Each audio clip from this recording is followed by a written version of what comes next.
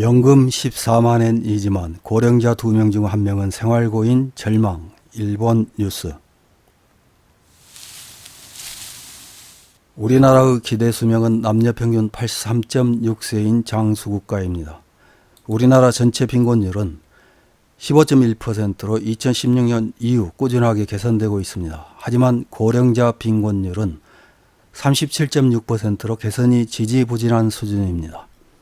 우리나라와 나쁜 면에서 서로 앞서려고 경쟁하는 사이인 경제대국 일본의 빈곤율은 15.4%이며 고령자 빈곤율은 20.2%입니다. 빈곤을 말할 때는 기아 상태나 의료조차 받을 수 없을 정도로 생활 유지가 안 되는 어려운 상태인 절대적 빈곤이 아닌 그 나라의 생활 수준과 문화 수준을 밑도는 상태인 상대적 빈곤을 말합니다. 일본 전체 인구 중 고령자가 차지하는 비율은 2023년 4월 시점에서 29%로 일본인 3명 중 1명이 65세 이상인 셈입니다. 우리나라보다 60여 년이나 앞서 국민연금 제도를 도입했다고 자랑하지만 연금 수령액이 너무 적게 설계되어서 많은 고령자들이 생업 현장에서 일을 하는 등 어려운 생활을 하고 있습니다. 고령자들의 어려운 생활과 관련된 기사를 하나 확인해 보겠습니다. 8월 20일 겐토시아 골드 온라인이라는 매체에 실린 연금 월 14만엔이지만 일본의 고령자 2명 중 1명은 생활고의 절망이라는 제목의 기사입니다.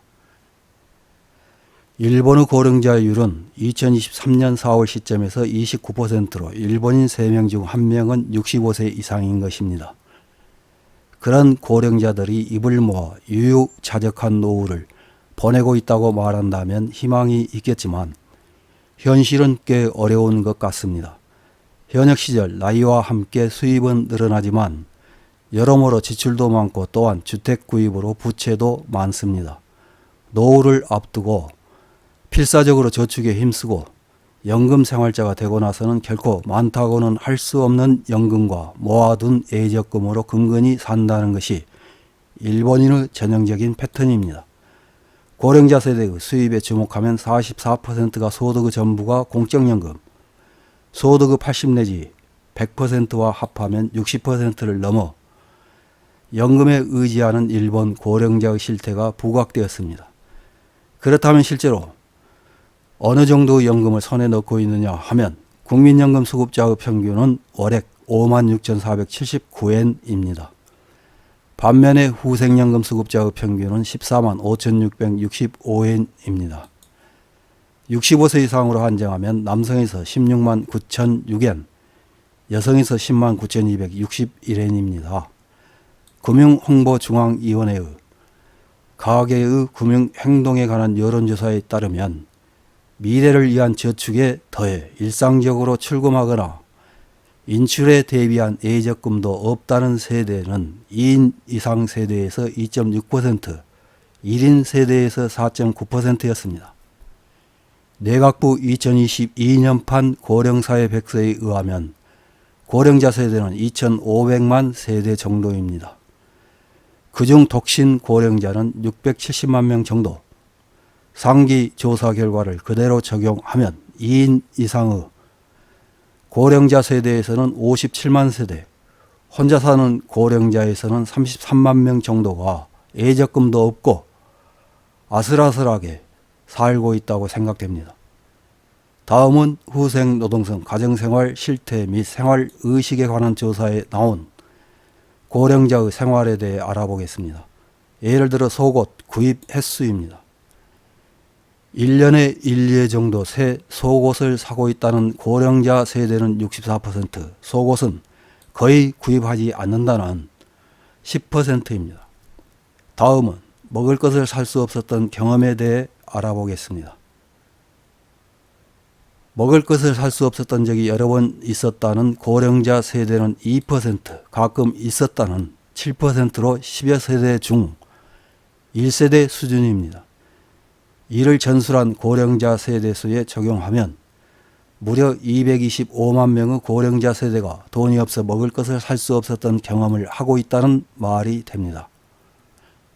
그리고 매우 힘들다, 약간 힘들다를 합한 생활이 힘들다고 응답한 것은 무려 50%로 고령자 세대의 절반은 생활고를 겪고 있다고 할 수 있습니다.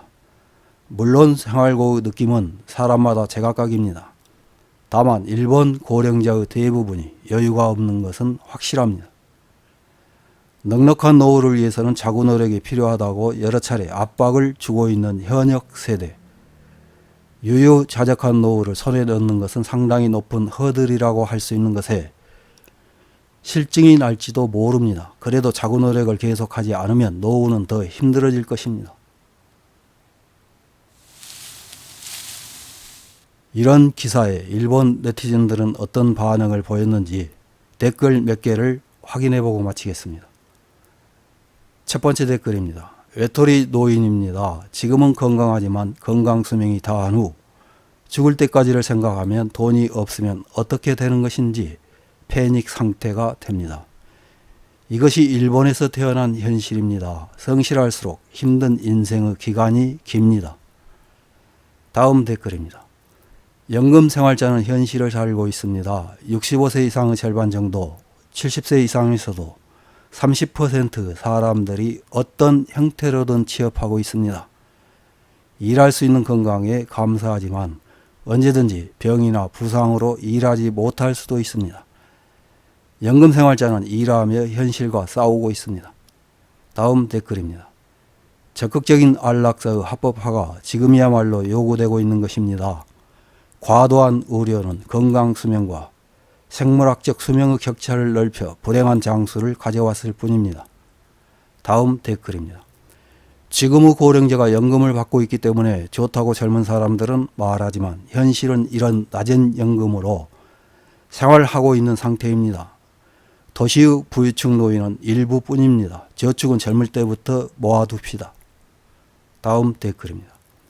인생 불과 50년 시대에서 세계 제1의 장수국이 되고 그로부터 수십 년 후에 4천만 명에 달하는 고령자를 누가 돌봐주는지 일손이 점점 줄어들고 노인만 늘어가는 일본의 미래를 상상만 해도 더운데도 한기가 든다. 다음 댓글입니다. 젊은 세대도 오르지 않는 월급, 긴축재정과 증세, 무거운 사회보험료를 빼앗기고 생활이 힘들어도 자기 책임으로 참을 수밖에 없게 되었다. 지금보다 훨씬 좋은 시대를 보낸 고령자가 생활이 힘든 것은 그야말로 자신의 삶의 결과이며 자기 책임일 것이다.